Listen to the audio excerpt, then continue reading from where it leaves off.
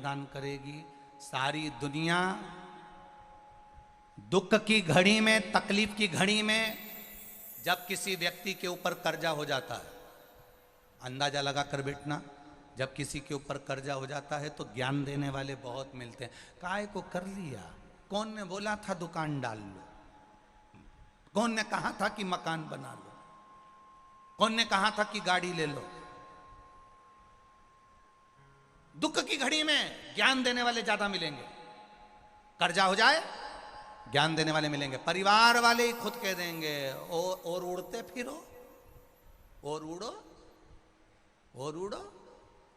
बहुत दुनिया के लोग तुम्हारी दुख की घड़ी में तुम्हें ज्ञान देते रहेंगे। ज्ञान देने वाले बहुत मिलेंगे, पर इतना याद रखना, साथ देने वाला कोई नहीं मिलेगा। तू भी करोड़पति था, अगर थोड़ा कर्जा हो गया तो चुका दे। ज्ञान देने से अच्छा थोड़ा सा सहयोग कर दे। सहयोग कोई नहीं करेगा, सहयोग तो मेरा महादेव ही करेगा, कोई नहीं। कर्जा हो गया, बड़े भाई आए चिल्लाए, छोटे भाई आया चिल्लाया, रिश्तेदार आए चिल्लाए, ये आया वो उसने चिल्ला दिया। क्यों करा? क्या करा? दुकान क्यों डाली? ये क्यों करा? वो क्यों करा? शादी क्यों करी? ऐसा क्यों करा? वैसा कर। ये ज्ञान देने वाले ज्यादा मिलेंगे। तुम एक छोटी सी बात, लड़का लड़की की शादी करी, शादी करने के बाद संबंध बेकार हो गया, टूट गया, तलाक बात निकलने लगी। कितने लोगों ने रसगुल्ला खाया था रे शादी में? बोलो तो रे। हमारे यहाँ 500 आदमी का जीवन, हमारे यहाँ 500 आदमी आए शादी में, 2000 आदमी आया शादी में, 900 आदमी आया शादी में। हमारे यहाँ तो हमने शादी की विदाई में ने डब्बा भी दिया, ने तो बाल्टी भी दी, ने कपड़ा भी दिया। अब लेने वाले तो खूब मिल गए, लड्डू खाने वाले भी सब मिल गए, डीजे पे नाचने वाले भी सब मिल गए। और मालूम पड़ा जब तलाक की बात आई ने छोरी ने इल्जाम धर दिया, और मालूम पड़े अदालत में पेशी अकेला करता फिर गए। फिर वो डब्बा लेने वाले कहाँ चले गए, ने डीजे पे नाचने वाले कहाँ चले गए। अब सब कहते फिर रहा वो तो है ही ऐसे, वो तो है ही ऐसे। अच्छा हुआ छोरी ने केस लगाया। अब जो रसगुल्ला खा के गए थे, जो डब्बा लेके गए थे, जो कपड़ा पहन के गए, डीजे पे नाचे, अब वो ही तुमको ताना दे रहा है, वो ही तुमको अपशब्द कह रहा है। अरे सोचो, वावारी दुनिया, मतलब की दुनिया में किसी का कोई नहीं। कौन देगा साथ? ज्ञान देने वाले ढेर मिल जाएंगे। बड़ा भाई आकर कहेगा क्यों कर्जा करा, छोटा भाई आकर कहेगा क्यों ऐसा करा, मंझले बोलेंगे ये क्यों करा, रिश्तेदार कहेंगे ये क्यों करा, मोहल्ले वाले कहेंगे ये क्यों करा। पर ज्ञान देने वाले मिलेंगे, पर साथ देने वाले नहीं मिलेंगे। तब उस जगह पर याद रखना, कर्जा तुमने करा है तो वो निपटाना भी तुमको है, कोई दूसरा नहीं निपटाएगा। तो क्यों दूसरे के बात मानकर इधर उधर ढूंढो। इससे अच्छा है महादेव के पास जाकर 2 क्षण बैठो, उससे दिल की बात कह दो, अब वो संभालेगा। साथ देने वाला नहीं मिलेगा, ज्ञान देने वाला मिल जाएगा, मिलेंगे।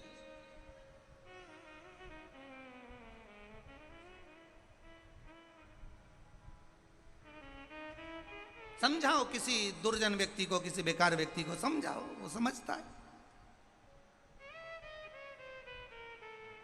अच्छे व्यक्ति को समझा सकते हैं। वो कहते ना, कल कथा में कहा था, ज्ञानी को समझाया जा सकता है, अज्ञानी को समझाया जा सकता है, पर अभिमानी को नहीं समझा सकते। तुम कितना ही प्रयास कर लो, कोई समझे? अगर समझने से सब काम हो जाता तो महाभारत का युद्ध ही नहीं होता। भगवान कृष्ण 5 बार समझाने गए, बस दुर्योधन को, दादा एक सुई की नोक के बराबर नहीं दूंगा। भगवान ने तो केवल इतना ही समझाया था, रे दुर्योधन 5 गांव का राज्य दे दे। बोलो री जी जी सही है कि गलत है? बस इतना ही। द्वारिकाधीश जैसे जो गीता का ज्ञान देना है, उन्होंने दुर्योधन को समझाया। द्वारिकाधीश जैसे ने दुशासन को समझाया, द्वारकाधीश जैसे ने इन सबको समझाया। पर अहंकार इतना भरा हुआ था कि वो समझ में आए तब तो समझाओ उसको जो समझ जाए। और समझ में कब आया? जब दुर्योधन का पूरा कुल डूब गया, सब मर गया। तब दुर्योधन आंख में आंसू भर के गांधारी के गले लगकर बोल रहा है, माँ गलती हो गई। माँ बोले बेटा अब गलती तो हो गई, अब कई करें उससे ज़्यादा। तो भगवान तो आए थे समझाने के लिए कि दुर्योधन 5 गांव का राज्य दे दे। कभी कभी भगवान आता है समझाने के लिए कि समझ जाओ। तुलसीदास जी बैठ के रामायण लिख रहे थे और उन्होंने एक लाइन लिख दी, सिया राम मैं सब जग जानी, करो प्रणाम जोर जुग पानी। सब में राम देखिए। तुलसीदास जी उठकर जाने लगे, एक बच्चा दौड़ कर आया, बाबा उधर मत जाना। क्यों? वहां पर से एक बेल आ रहा है, बहुत बड़ा बेल, बहुत बड़ा एक बेल आ रहा है। अच्छा, हाँ, वो सबको मार रहा है, तुम उधर मत जाना।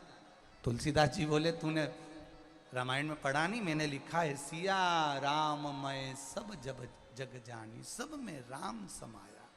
उस बेल में भी राम है, वो मुझे नहीं मार सकता। बाबा मैं तुम्हारे हाथ जोड़ रहा हूं, मत जाओ। बाबा के नहीं, मैं तो जाऊंगा। और बाबा चले गए।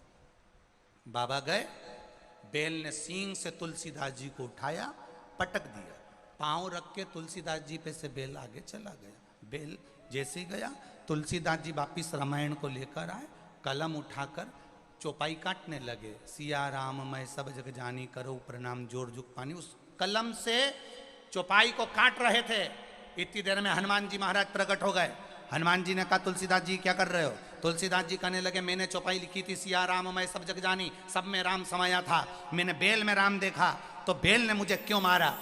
उस बेल ने मुझे क्यों मारा? हनुमान जी महाराज बोले, तूने बेल में राम देखा? वो छोरा आया था और बोल के गया था कि उधर से बेल आ रहा है, उसमें राम नहीं देखा। छोरा बोल के गया कि नहीं गया कि उधर मत जाना, सामने से बेल आ रहा है। जब सब में तुम राम देख रहे हो, तो छोरे में भी राम देखो। नहीं, वो मैं नहीं देखा। अब कितनी विचित्र जिंदगी है मनुष्य की। अभी नवरात्रे आएंगे, कन्या में देवी देखेंगे, कन्या में देवी देखेंगे, चरण धो धो के उनको हलवा और पूड़ी खिलाएंगे, और बाद में, अब नहीं बोलूं तो अच्छा, फिर वही देवी आग लग जाए, ना जाने कहां से पैदा हो गई, मारे खाए खाए खाए जाए। अब वो देवी तुम्हें नवरात्र में देवी दिख रही थी, और पूरी हलवा खाने के बाद अष्टमी जाते से ही वही तुमको पूरी दिख रही है। वही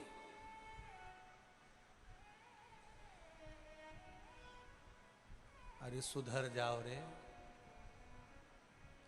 एक बेटा एक कुल को तारता है, बेटी दो कुल को तार देती है। साधारण नहीं होती बेटी।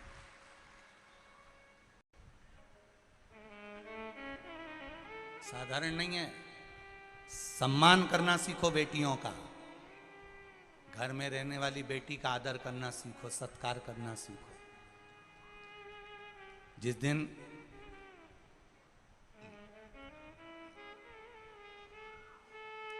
कई घर ऐसे हैं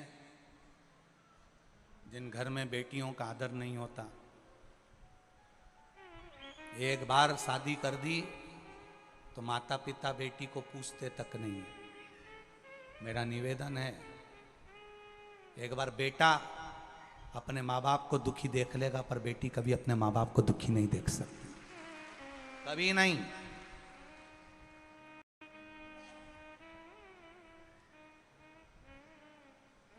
वो कभी दुखी नहीं देख सकती, उसका आदर हो। केवल नवरात्रे में, देवी के दिनों में, नवरात्रे में केवल बेटियों को ढूंढने से अच्छा है उस बेटी का आदर करना प्रारंभ करो। किसी बेटी को तुम कुछ दो ना दो, किसी बहन बेटी को तुम कुछ दो ना दो, पर इतना याद रखना, उस बेटी को माँ अपने गर्भ में भी जगा दे, और जब बड़ी हो जाए तो अपने दिल में भी जगा दे। उस बेटी को तुम कुछ दो ना दो, पर उसका रक्षा, सुरक्षा और उसका सम्मान बहुत जरूरी है। उसको नहीं छोड़ना। महाराज अगर समझ जाते तो दुर्योधन के सामने ये युद्ध नहीं होता। भगवान कृष्ण ने समझाने का प्रयास करा।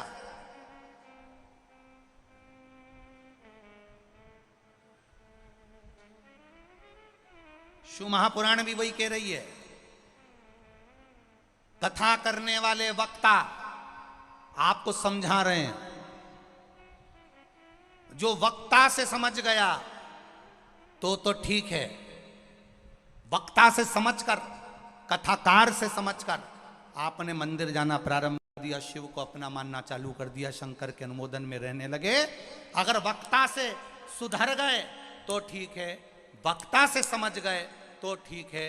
और जिस दिन तुम वक्ता से नहीं समझे, वक्ता से नहीं सुधरे, फिर तुम्हें वक्त सुधार देगा। वक्त की मार इतनी विचित्र रहेगी कि तुम फिर तड़पते रहोगे, फिर समझ नहीं पाओगे। समझ जाओ, सुधरने का प्रयास करो कि शंकर है क्या, शिव ओगड़ी है क्या, भगवान शंकर का भजन है क्या, शिव तत्व है क्या। अगर वक्ता से समझ गए तो ठीक है, नहीं तो एक दिन वक्त तुम्हें सुधारेगा। और वक्त जब सुधारता है तो रोने के सिवाय कुछ नहीं रहता। केवल रोता है व्यक्ति, फूट फूट कर रोता है, मैंने कौन सा पाप करा होगा, मैंने क्या कर दिया होगा जो आज ये दुख मेरे सामने आ गया। भगवान कहते हैं आया था वो सियोर वाला महाराज, आया था कोई शिव महापुराण कथा करने, आया था कोई राम कथा करने, आया था कोई भागवत कथा करने के लिए। वक्ता आया था, मैंने तेरा वक्त बदलने के लिए भेजा था, पर तू उस वक्ता को नहीं पहचान पाया, इसलिए भगवान ने अब तेरा वक्त बदल दिया। अब तू रो, उसके सिवा कुछ नहीं रखा। अब रोइए, क्या रखा।